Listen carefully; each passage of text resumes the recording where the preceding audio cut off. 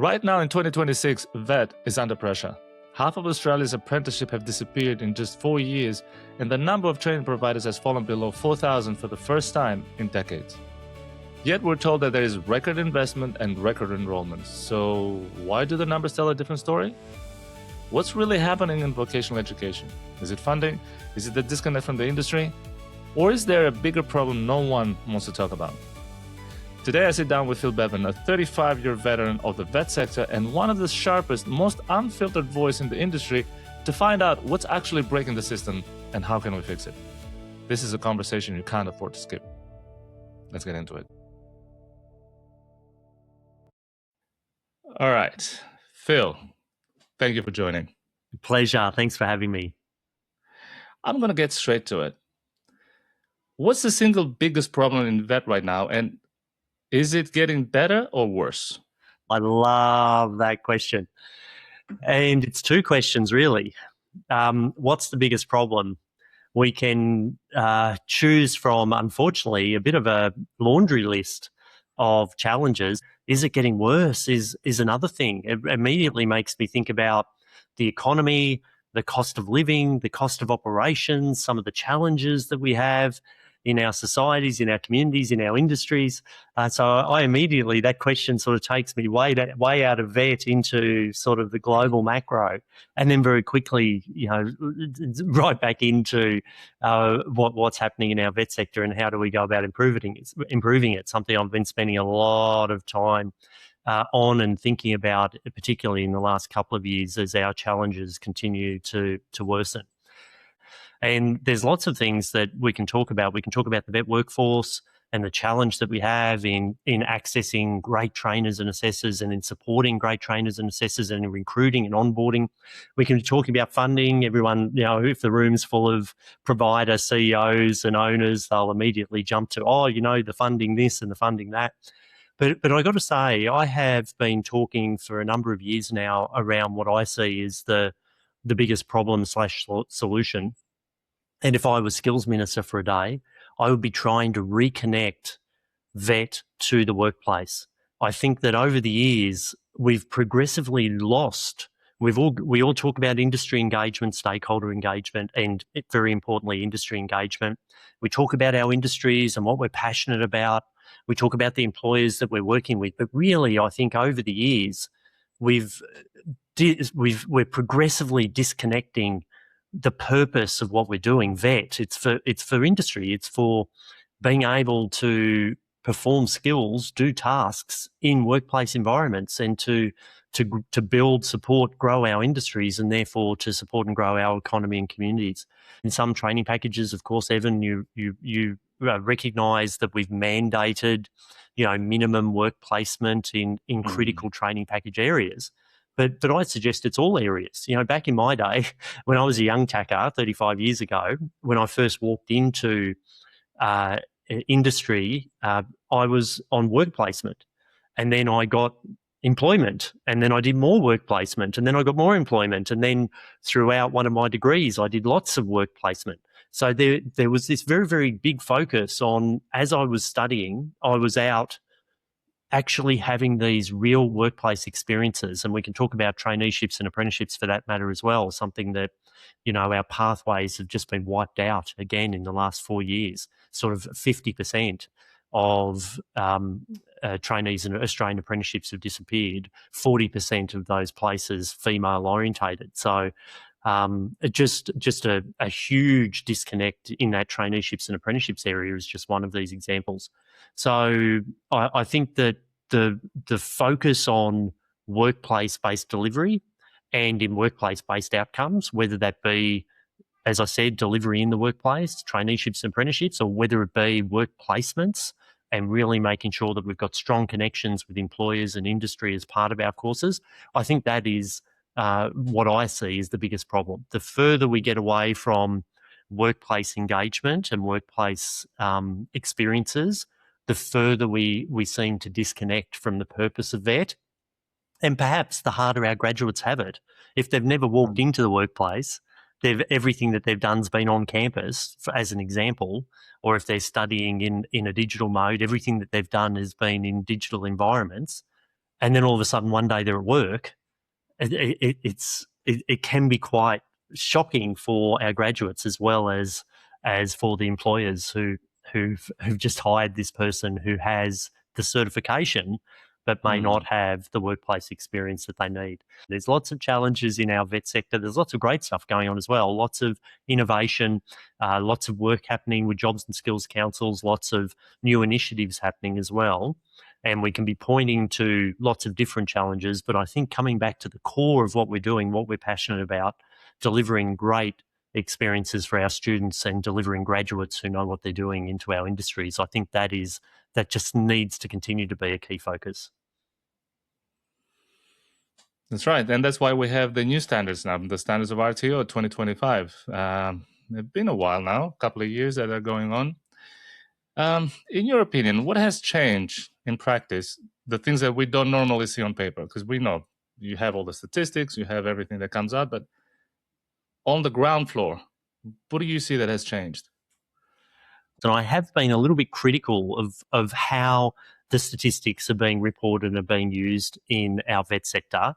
In short, for decades, we've been talking about statistics in actual terms. And what we mean by that is every year we look at how many of something we have, and then we look at the increase. So we might have had 300,000 apprentices last year, and we've got 310,000 apprentices this year. And we look at that and we say, pat on the back, well done, apprenticeships are increasing. And that's in actual terms. What we're not doing, and what we haven't been doing for a long time, is comparing that in real terms. And what I mean by that is, what is the increase in the population? So we might say that increase in about 3.33%, that increase from 300,000 to 310,000 apprentices and trainees, we've got a 3% increase. That's fantastic. It's not fantastic if the population has increased 6% or 7% or 9% in that period. And that is actually what's been going wrong for decades now in our vet sector. We've been focusing on incremental improvements in real terms, and funding is the same. But when we compare it to population growth, we've actually had decreases. And we've had decreases in things like vetting schools, significant decreases, apprenticeships and traineeships, even decreases in government-funded enrolments. If we think about the number of qualifications, the number of students that governments fund every year after year after year, that's been decreasing. And we can go back 20 years and look at those decreases in population terms. So we can sit back and say, this is great, we've got more enrolments in this area or that area. Trades are a big one at the moment. We've got more enrolments in electrotechnology. We've got more enrolments in building. In actual terms, as soon as you look at population numbers, they're still declining. We still do not have the same number of enrolments as we had even 10 years ago and certainly 20 years ago. So I think this is a big secret, because I have people asking all the time, we're making major investments, we've got all of these new enrolments coming through, why are the skills shortages getting worse? And firstly, we're not making major investments. The funding is also reducing in real terms. We've had funding reductions for decades. And right now, in 2026, VET is funded lower in real terms than what we were funded 20 years ago in 2005. So if we look at childcare, we've got massive explosion in funding in real terms. If we look at schools, massive explosion in funding in real terms. If we look at unis, you know where I'm going. If we think about VET, it's actually a decline. So even though governments talk about record investments in dollar terms, if we think about those investments in real terms over years or decades, it's actually funding reductions. So that's a big part of why we still have skill shortages, because we're not funding the key areas that we have skill shortages in. And then that's exactly the same with enrolments, where we can say we've got record enrolments in technology, in electrotechnology. In actual terms, well, we actually don't in population terms. So when we start thinking about those statistics differently, or if we start thinking about them in terms of population, which is really important because the population is the demand, the more people we have, guess what? The bigger the population, the more people we have looking for a Sparky or a Chippy or a Dunny diver. Like the population grows, the demand grows.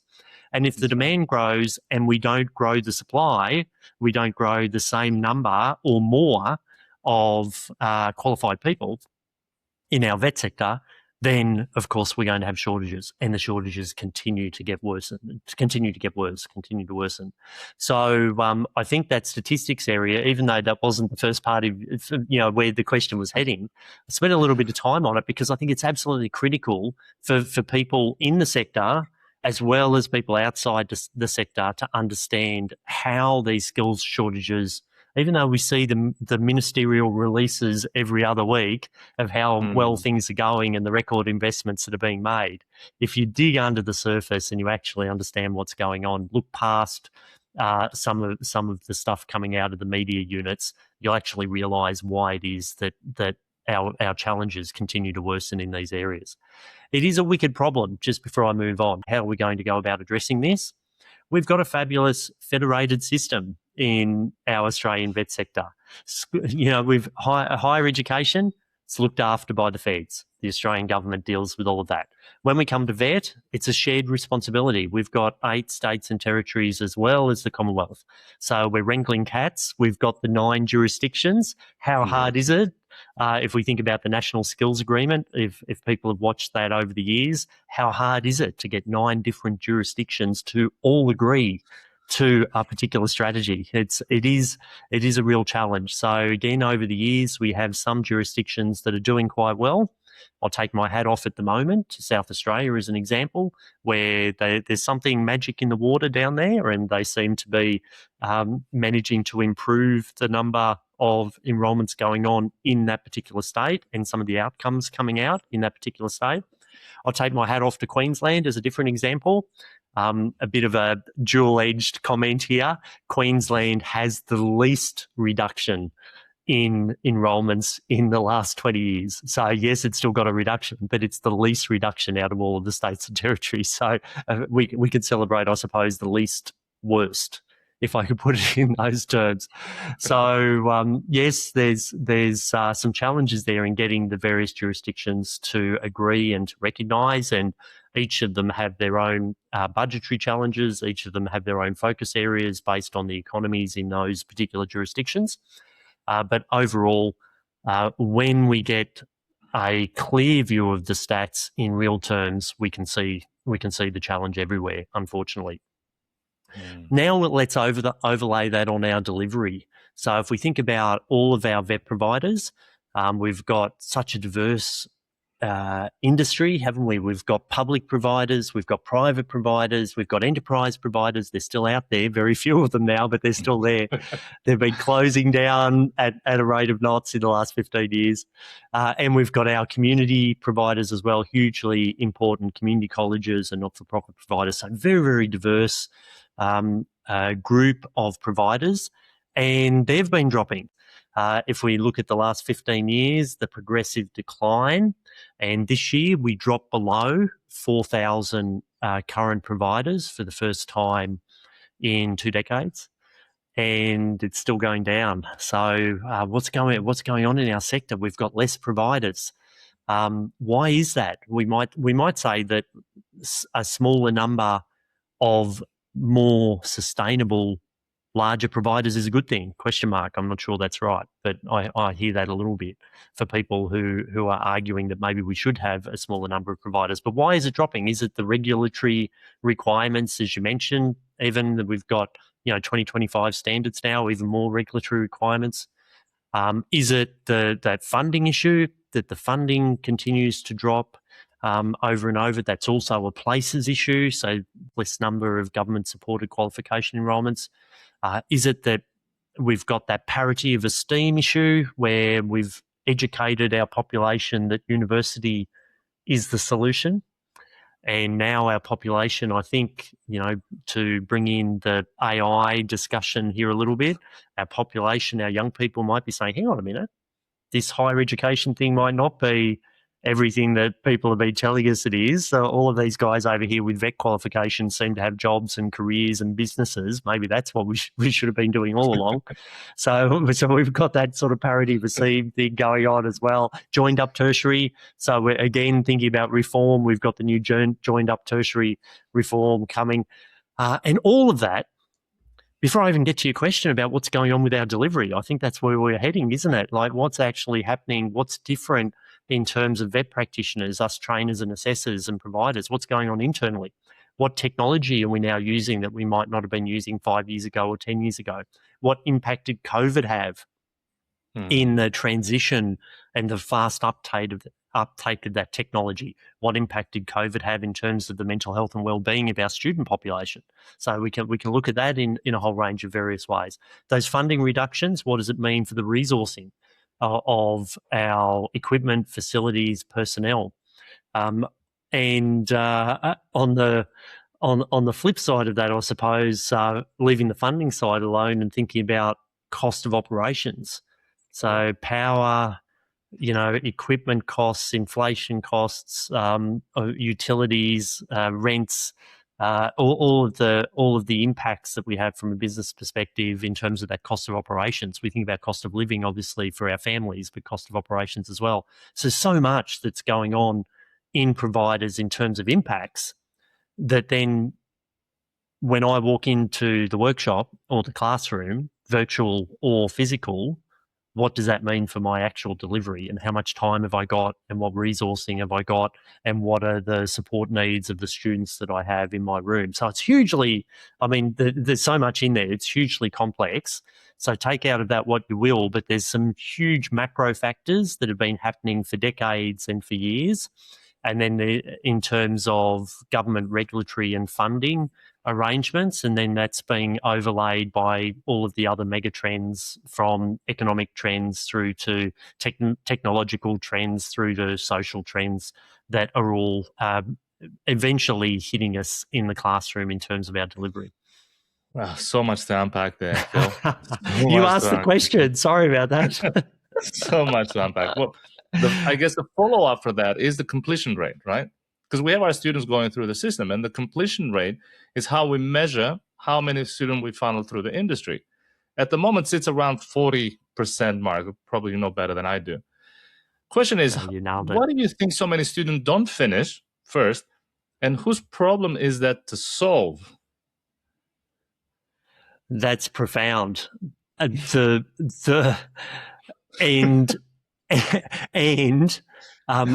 Is what do we mean by completion, and is that even important?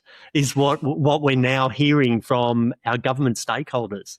I'm hearing lots of commentary now around partial completions. Partial completions are important. What do you mean by partial completion? Oh, it's someone who didn't complete. So you mean a withdrawn? You mean someone who cancelled? Oh, they didn't cancel. They partially completed. With getting this government, politics speak that's going on now. Our Jobs and Skills Australia, who I think is doing an amazing job with some of the statistics coming back to that, but our Jobs and Skills Australia released a report only in the last 6 or 8 weeks where they did this full report about the value of partial completions. I'm not sure if it's some of the challenges around fee-free TAFE and around the completion rate there. That completion rate is below 33%. So it's much, much worse than the standard rate, as you mentioned, that's in the 40s. So whether there's some political pressure there now that's encouraging government departments to talk about partial completions as being beneficial, or whether there's some other factors at play there. But I think your point is really, really valid, because it comes back to that purpose, doesn't it? We're studying vet typically to get a qualification to do a particular job, to do an occupation or a trade or whatever the case is. So if we don't finish the qualification, we can't get our license, or we are not qualified to do that particular job that we were intending, or that we were studying for. So while I do recognise that there's huge benefits just in terms of engagement for a whole range of different types of students within our community, sometimes getting a student to turn up to campus can be a success with some of the challenges with some of our students with things that they're living with. But having said that, and particularly when we're thinking about investing billions of dollars of taxpayer funds, I think taxpayers think and certainly I do as a taxpayer, we're funding this qualification for this occupation. We want to see that student finish that qualification and be a great graduate in that occupation and be a great employee or run a great business of their own. So I think even though we've got these mixed government messages going on at the moment, I think completions are absolutely critical. And in fairness to the JSA as well, I should mention their report, while it highlighted all of the wonderful outcomes that partial completions provide, it also highlighted that none of those outcomes are as good as if the student had actually completed and graduated. So I just sort of tack on the headline that's buried at the end of that report. Whose responsibility is it? I think it's everyone's. In the first instance, what are we doing to support applicants? What are we doing to support our young people to understand what the opportunities are that are available for them? Where are the pathways? I'm a huge fan of taster programs. Like, let's get right back into years 8, 9, and 10 in school and get experiences, like coming back to that work experience again. Let's connect young people to workplaces. Let's have them go and experience what actually goes on in a workplace, in a particular industry, and let them think about, is that something that they enjoy doing? Is this something that might be right for them, that is their interest, that matches their background, their particular preferences, their aptitude? So let's get them in and start to experience those things. You know, you hear stories of students that have turned up and they're in a childcare course and they're talking to their trainer and they say, oh no, I don't like children. And you're like, how did you end up? How did you end up in a certificate 3 childcare if you don't like children? Conversely, you hear the same thing with aged care, where you have young people that are completing aged care certificates and say, oh, I really don't like old people, and it's like, like how are you like? And again, there's all of these external factors that are impacting how these individuals end up as students in these courses. So I think there's a component there about how are we supporting our young people, how are we supporting individuals to understand their preferences, their situation, their aptitudes, and expose them to taster programs and what's going on in industries and where are the pathways. It's on us to make sure there are the pathways. We've lost half of our apprenticeship pathways in the last 4 years. Half of them are gone. I've spent my career, the better part of 30 years, working with enterprise RTOs. So I've worked with many of the big name brands, airlines and banks and fast food and restaurants and insurance and all logistics, all range of companies. If you're TV, if you're thinking of a brand when I'm saying these things, I've probably worked with them. They used to have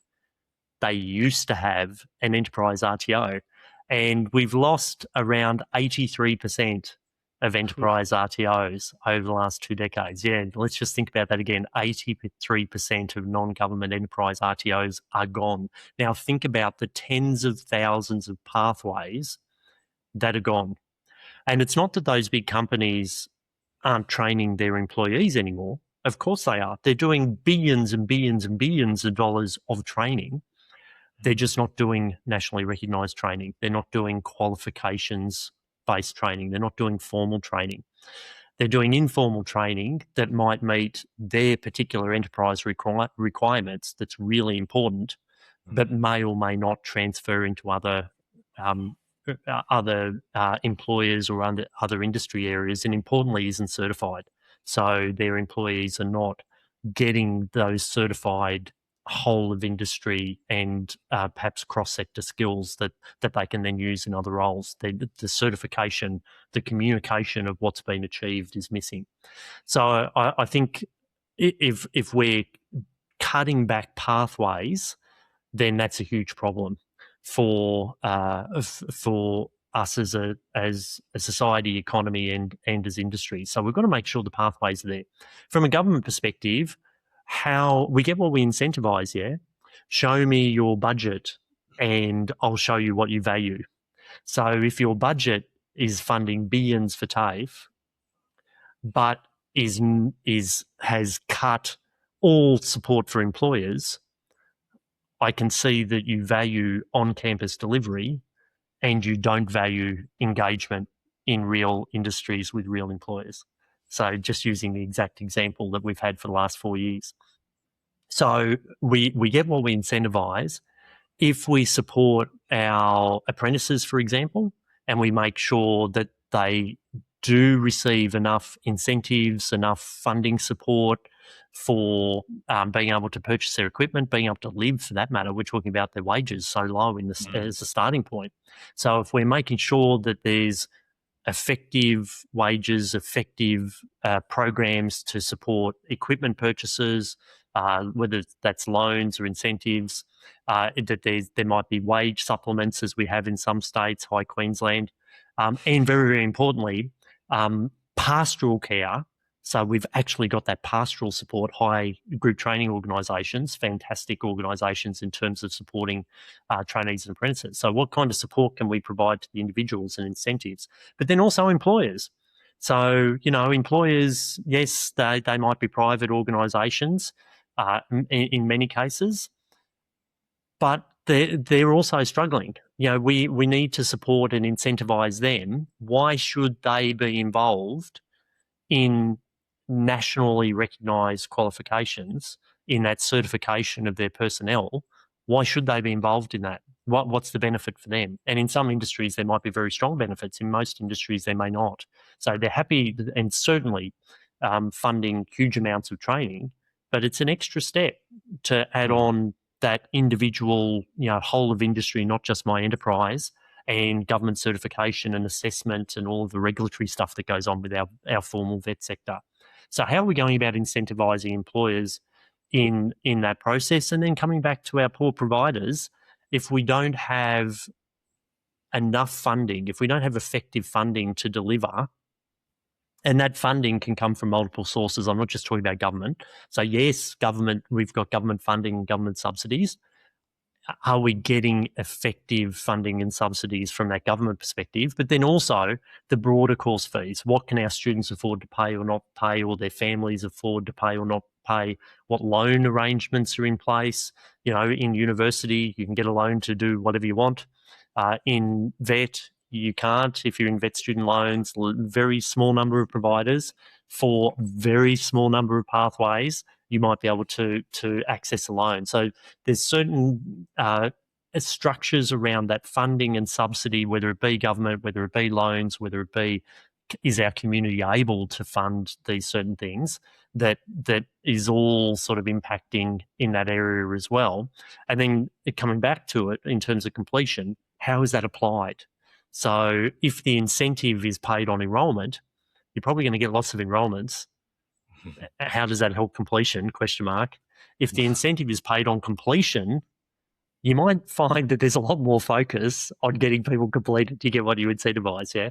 So I think that's a key thing as well. There's so many work, life, family impacts on students now and young people. I think we need a much better understanding, and we're doing a lot of work in this area, but I think we still need a better understanding of why students aren't completing. And in that segment, there is a significant number of students that aren't completing because the program wasn't right for them.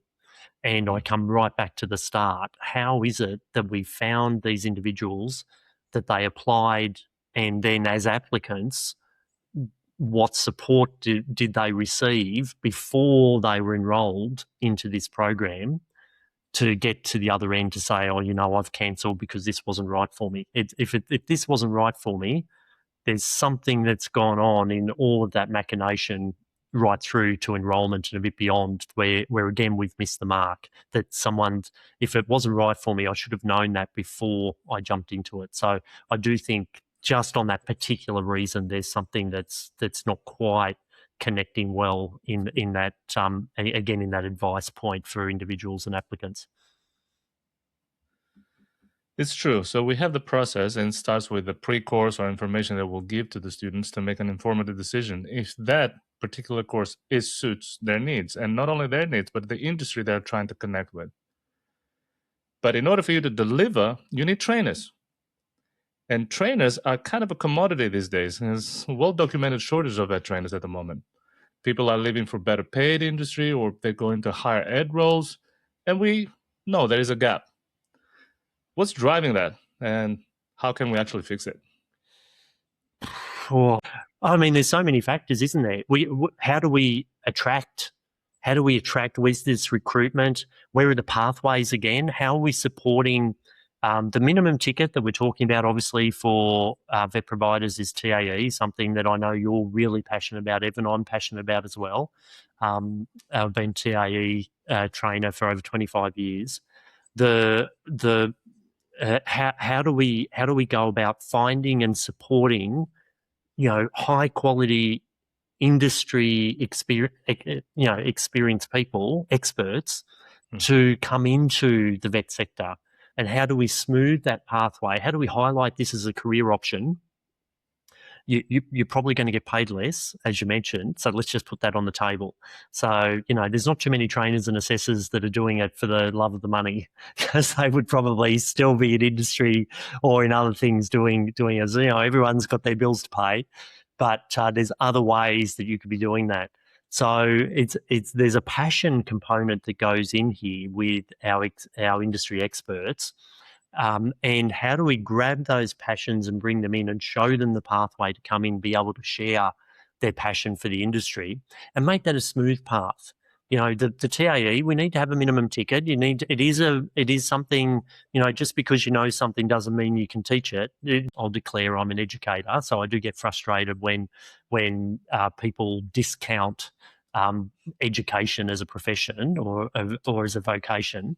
There is a science to learning, and we should understand it. So I think it is important that we have a minimum sort of training, education and training credential for people to be able to teach, and we can argue until we're blue in the face about what that should be. But we've got it. But are we making that pathway smooth? We're making someone, okay, you need to have your Cert 4. Well, how do I go about my Cert 4? Oh, we'll need to go and do it, and here's the providers, and here are the options. Like, I'm not sure we've got that pathway right. What can we be doing to be delivering Cert 4, education and training skills while people are still in industry? So we're reaching into industry and delivering to managers and supervisors and experts while they're in industry. And then conversely, how can we bring those experts into our providers for delivery before they hold the ticket? And I'm a huge fan of the changes that were made in March 2014 around the actively working towards TAE.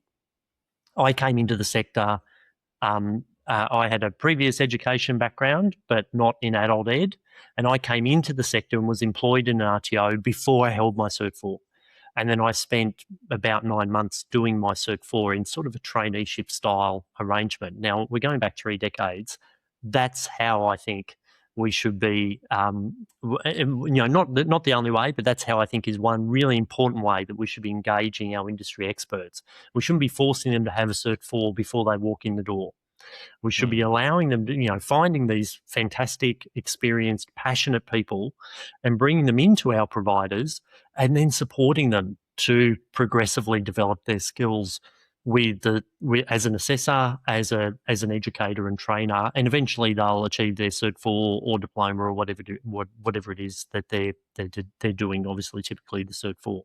So I think that sort of traineeship style pathway is now enabled more in the legislation and the regulations of what it was in the past, and I feel like it's not being used well enough, effectively enough. There's a bit of a fear here on the shoulder of providers that, oh no, that person's unqualified and we don't want to take the risk, or we don't want, the under direction arrangements in place. We don't want to have to supervise someone while they're studying, et cetera, et cetera. So the flexibility is there. Perhaps a lot of providers are not using it.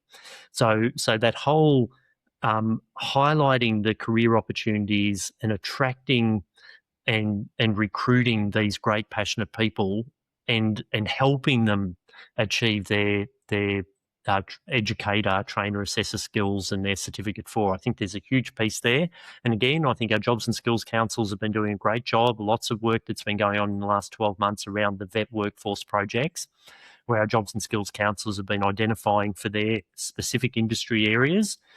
There's some common challenges, but also some industry-specific challenges around how we attract and recruit those great trainers. And then once we've got them, mate, we've got to keep them. It's a tough sector. It's a tough sector. Yeah, but it's tough. And it's tough. I made a bit of a joke at the start of the question around forced upgrades. It's tough in terms of the compliance, the regulatory requirements, the paperwork, whether you're doing that in digital or paper, the records we have to keep. Yeah. And I think ultimately as a starting point, it's two hats. We're industry experts and we're education training experts. So all of a sudden, we've got to maintain two sets of expertise in our vet sector, and that's pretty tough. And then it adds on to all of the professional learning and ongoing industry currency and all of those other areas. So even when you're hugely passionate, I think it is a really tough area. And unfortunately, over the years, we do have people that sort of say, "Look, this is not for me. Like this is just too hard. I'd rather be in the university sector." And I've been in the university sector, so I did the opposite. I started in schools, then I spent a couple of years in unis, and I was like, "This isn't for me." And then I jumped into vet. But there's that big shift the other way, where people start in vet and then they upskill their qualifications, and then they end up in uni.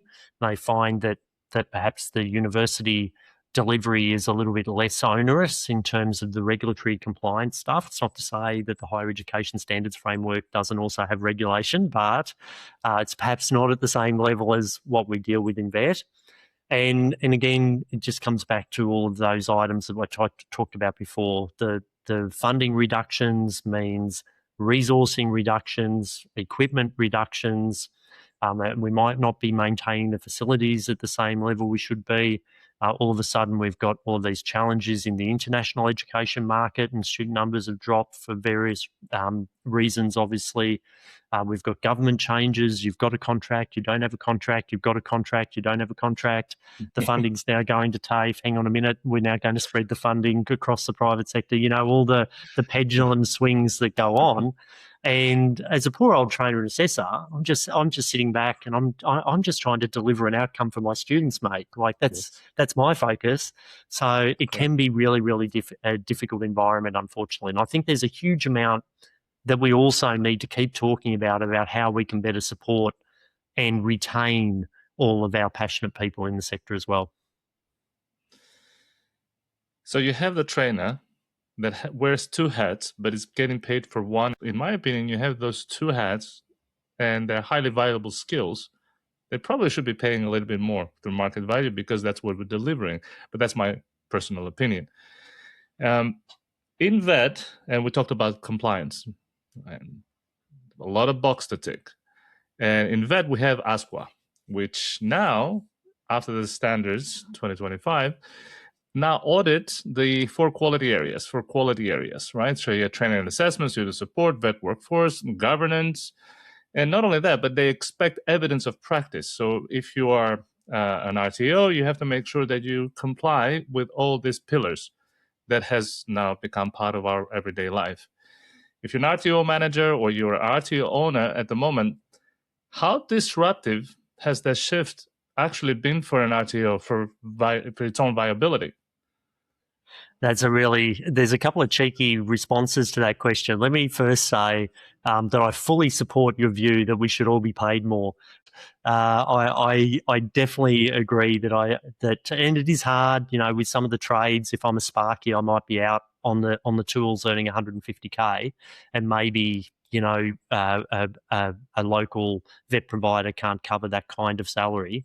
But I do really think that our educators should be getting paid more. I also think there's a huge disparity in the public sector versus the private sector. I've been very fortunate to have been employed in the public sector previously. I've also been employed in the private sector and in the not-for-profit sector. Wicked, not as good. So there's two different awards, and there's various reasons for that. But there is quite a disparity in pay between different categories of providers. And then I'll add on top of that, contracting.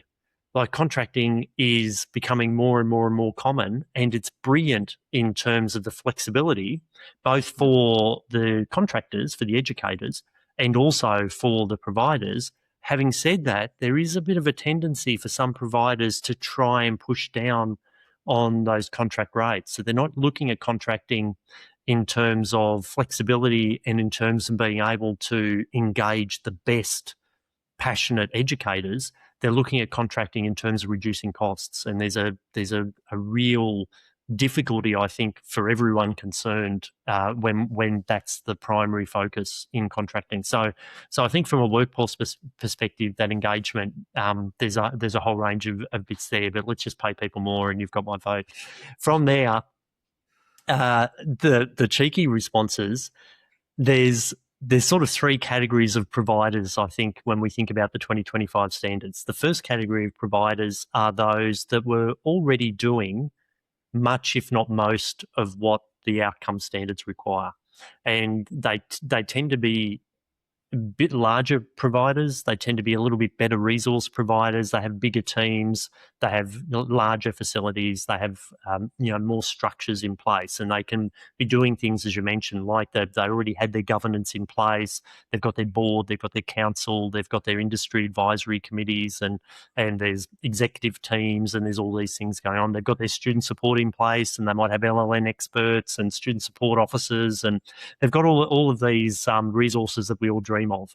Not to say that they weren't or aren't under pressure, but they were a little bit better resourced. So those providers, a small section of our sector, have coped with the 2025 standards relatively well.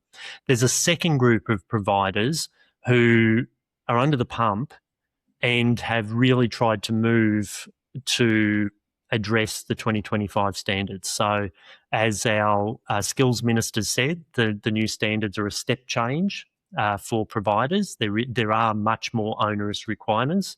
And as ASQA, as the CEO said, you need to take a fresh look at everything. So it's literally impacting every part of the provider's operations.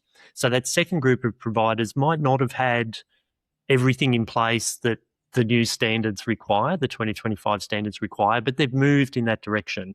And that they may have started that prior to 1st of July 2025, or they've done it since then in the first 12 months of the standards. Unfortunately, we do have a third group of providers that haven't done too much.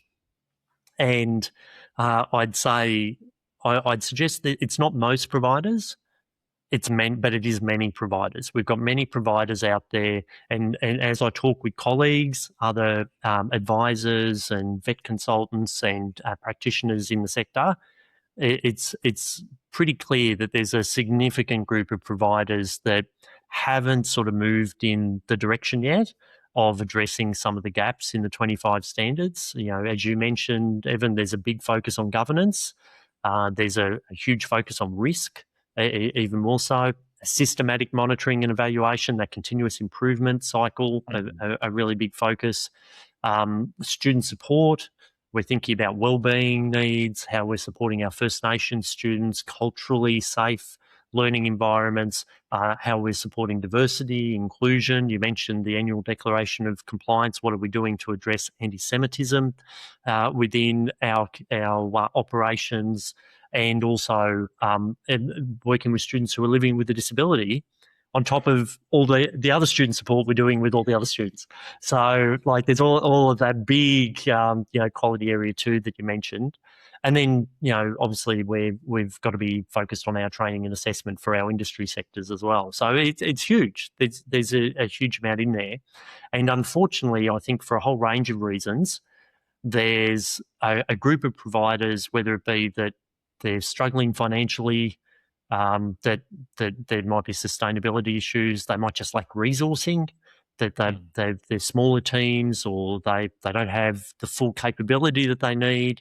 They might be looking to engage an external sort of compliance service or a compliance support or something of that nature. But there's a group there that just haven't quite moved yet, and I suspect over time they'll obviously need to move, but they might find themselves experiencing increasing regulatory attention if they don't, start moving forward with that area. So it has been a huge change. I think that originally, if we go back a couple of years, providers might not have realised how big a change it was going to be, despite what the messaging was from the skills ministers and from the regulator. And then as the standards have landed, we've realised, actually, this is quite a big change of focus. And a small number were there and have been going well. And then, we've got that second group that have been addressing it, and the third group, maybe the head in the sand group, I'm not sure. But there's still some work to be done. Okay, so government, fee-free, right? That's a headline policy. And we've been hearing this since, fee-free 23? I remember the tagline, fee-free 23, and then fee-free 24, etc. Is that solving the participation problem, or is just shifting the costs? I should declare up front before I make these comments that I'm a huge fan of TAFE. So I've been a student at TAFE, I've been a teacher at TAFE, I've been a contractor to TAFE, I've been an auditor, I've been a consultant to TAFE, I've been an auditor of TAFE. I'm a huge fan of TAFE. And our TAFE institutes do not get the recognition and the credit I feel that they deserve. They certainly are not getting the funding support that they need. And that's like we're about to talk about, as you've asked about, fee-free TAFE. So I can already hear people screaming at me, what are you talking about? They're getting all the funding. We need to keep in mind in our vet sector for the last 2 decades that we've been defunded. If we look at the statistics from the Productivity Commission, the amount of funding per hour that we receive has been dropping. We're being defunded. If we look at the budget, the total government spend on vet, it is lower now than it was 2 decades ago. We have been defunded. So it's very important, before we talk about where the money is going, that everyone has not got enough money. And as I mentioned before, that's unlike childcare, that's unlike schools, that's unlike higher education. We're the only one of our 4 sectors. We are the good-looking duckling at the end that everyone's picking on, right? We've been defunded. So it's really important, because I feel like we, in all manner of us, whatever our persuasions are, whatever our preferences are, in the sector, we sort of point at each other without recognising that we're all under the pump, that we're all trying to do a great job, that we're all trying to support our students, deliver, great graduates, support our employers and industries, and we're not getting the support that we need, unlike all of these other sectors. Which is crazy, considering the skill shortages environment that we're in. Like, how much worse do we need it to be before someone opens the lid and says, "Oh, hang on a minute, we haven't been giving these guys any money. We probably need to give them some funding." So we're all struggling. I've got this saying: when government picks winners, everyone loses. When government picks winners, everyone loses. And what we're saying is government does a really bad job of picking winners. Whenever government puts its hand into something and says, we'll put money here, but we won't put money there, we tend to find that they're losers because they don't have money anymore. And here where it went, things go wrong. They weren't ready for it, or they don't have the resourcing for it, or the money's got administrative requirements or other aspects to it that isn't used efficiently. And that's what we've got when we talk about fee-free TAFE. So while I'm a huge fan of our public institutes, while we're all focused on our TAFEs becoming dual sector higher ed providers, all of our TAFEs are like, oh, look at all of that higher ed money. Look at all of that higher ed money, less regulation, more money. We should become dual sector.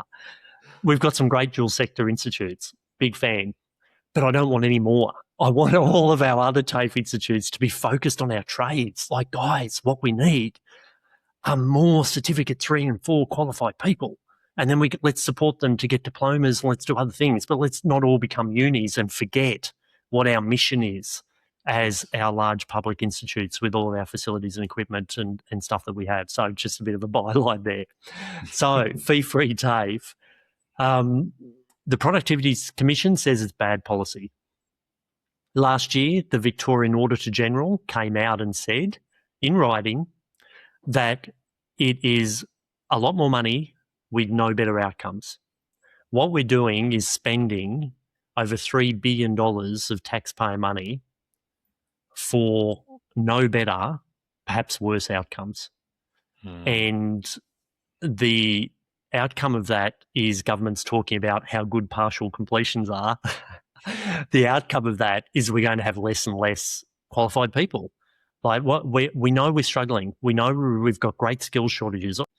And what we're doing with fee-free TAFE is we're taking limited money, of which there should be more, and we're sucking it out of some providers who could be helping us with the solution, not community providers, enterprise RTOs, and private providers, to name them, and we're pushing it all into our public providers, which is giving them more of our limited resource, which is good in some respects, but is then putting all of the pressure into these organisations that perhaps aren't ready for that flood of additional students.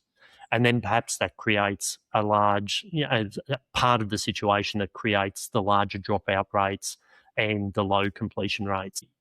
To put it in the solutions mode, if we really wanted to address our skills shortages effectively, we'd make sure that we're funding effectively. We wouldn't keep decreasing funding, and we'd make sure that we grab every available resource, public and private, who are doing a quality job. I'm not saying, every Dick and Harry. We're talking about quality providers, regardless of who owns them, and let's get them all engaged with all the passionate people that they have at their disposal to help address this problem.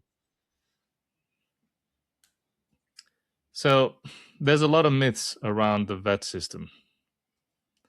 I can start listing them and naming them. But what's the one myth about VET that parents have, students have, policymakers have, that you would like to bust on this show? Drop the dropout. VET's not for dropouts. VET's not second choice. VET's not for kids who are failing school. VET's not for those who have no other option. VET is the first pathway. VET is the place that you go where you want to have an impact, where you want to build skills, where you want to jump into an occupation, where you want to be able to run your own business, where you want to be defensible against AI for the short term at least before the robots take over. VET is number one. I was saying to someone a month ago, they were talking about the parity of esteem and with universities and how universities are starting to struggle. And I said, that's right, we're flipping, mate. Come back in 10 years' time and it'll be VET graduates that are employed progressively and university graduates who aren't. The parity of esteem's going to swap and is swapping. We're watching it live as white collar jobs are getting impacted and graduate employment from university is dropping. So VET is not your second choice. It's not the dropout choice. It's not if you're failing. It's not if you've got no other option. VET is what you're passionate about. It's a strong there's so many strong occupations. We might struggle with the pathways a little bit, but there's so many strong occupations out there, and you need to know what you're doing. It makes me think about the recent Powering Skills organisation, the PSO Jobs and Skills Council report, where they were talking about for electrotechnology. And coming back to our previous conversation about completions, PSO did a big study recently, great work, where they were looking at the requirements for electrotechnology, and the numeracy requirement is ACSF, Australian Core Skills Framework, level 4. Like, this is not for kids that don't know math. Yeah, you've got to have level 4 math. And then they went back and they looked at the cancellation rate, huge cancellation rate at the end of year 2 in the 4-year electrotechnology apprenticeship. And why is it? That's where the numeracy ratchets. We've got our students coming through, our apprentices coming through, and they're coping okay for the first 1 year and 2 years, and towards the end of year 2, when that numeracy expectation ratchets, that's where they collapse, because they're struggling with those numeracy skills, because it's not for dropouts, it's for kids who've got great math skills. And we need to be thinking about what we do in schools to bolster and support that direction as well. So in short, as I said, vet's not for dropouts. Vet is the place to be if you want to have really rewarding careers, and including, as I said, going off and running your own business and making a lot of money. All of those Sparkies that are driving Porsches around, we see you guys. You've got your Sunday car. We see those Sunday cars. This is the place. This is the place where it's happening. So I'm obviously a product of our university sector as well. I've not only studied in vet, I've studied in university. So people are like, hang on a minute, Phill, you're picking on the people that made you who you are. That's not true. I've got a lot of vet qualifications as well.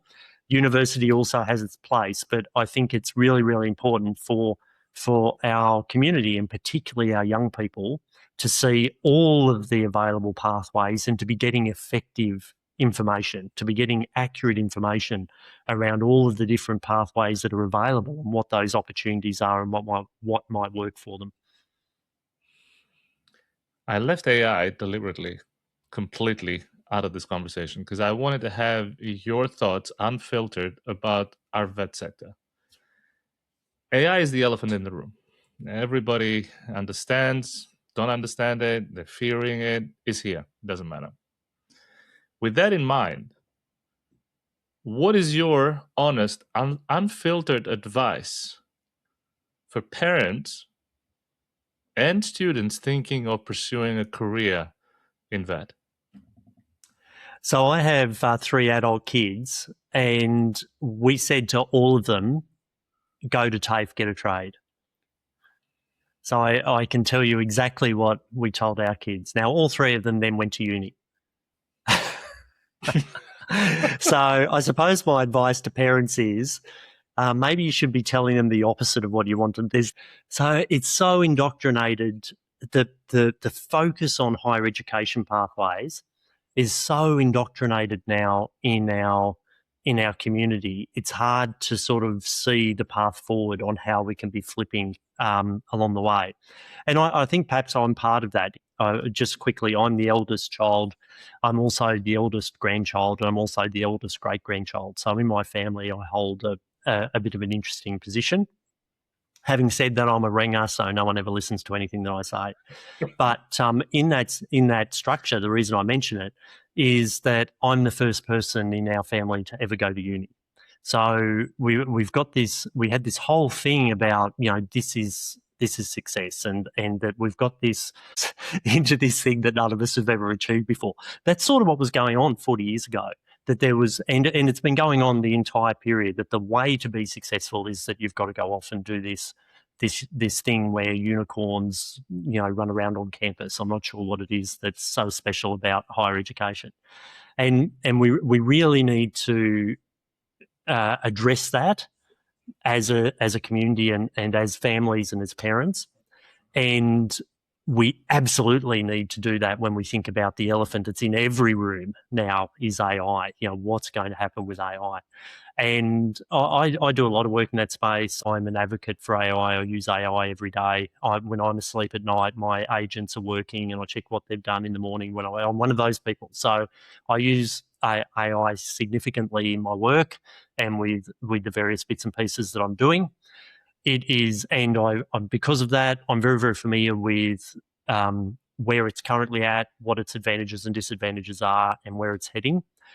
It seems very, very clear that in the next 5 years, AI is going to have a massive impact on white-collar work, and we're seeing that in many, many industries already. The early canary in the coal mine, if you like, is graduate employment. And anyone who's been watching the statistics around that in the last couple of years will see that. Anyone who's talking to young people coming out of university will also hear it. It's obviously one of the anxieties of young people. So the next 5 years, we are going to see significant impact, and people can argue about what significant means, how big an impact that is. And then in the following 5 years, we're going to see that impact from a robotics perspective as well. And it's already starting. You know, you can have discussions around. My first job was checkout chick. You don't see too many checkout chicks anymore because we've got, self-serve checkouts. So, this has been going on for a long time. The robotics is the next step in that journey.